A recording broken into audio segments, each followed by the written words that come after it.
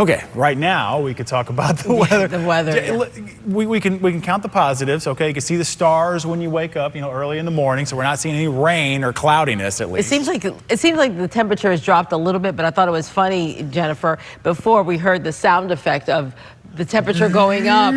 Like a balloon going up. I mean, yeah, they're going to go up, especially those feels like temperatures, right? So it's really the heat index that's giving us those uncomfortable, just toasty conditions. That feels like an oven out there during the afternoon hours. Similar setup today. There's no change in that for some time.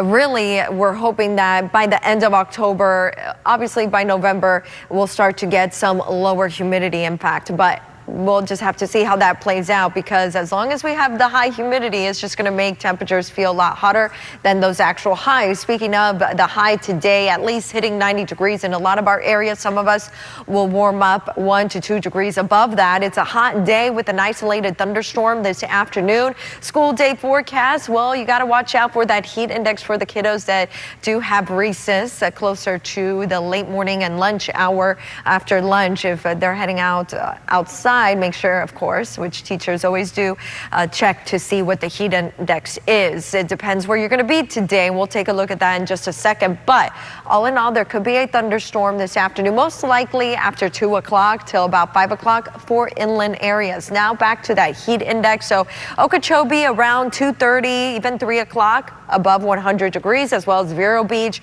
up to 106. In fact, in Vero Beach, West Palm Beach, that feels like temperature could peak at 108. 102 in Boca, so you get the picture. Now, some areas may not hit that triple-digit mark, but still it'll feel like the upper 90s. If you do head out to the beach today, the rip current risk at a moderate level, despite the fact that the surf is really quiet. Just keep that in mind. Also, smooth waters out there. Just as I mentioned earlier, right now around Sebastian Inlet, be careful with a pretty strong shower there offshore. Otherwise, it's pretty quiet for the rest of today offshore. Rain chances increasing this weekend. That will moderate temperatures back into the upper 80s.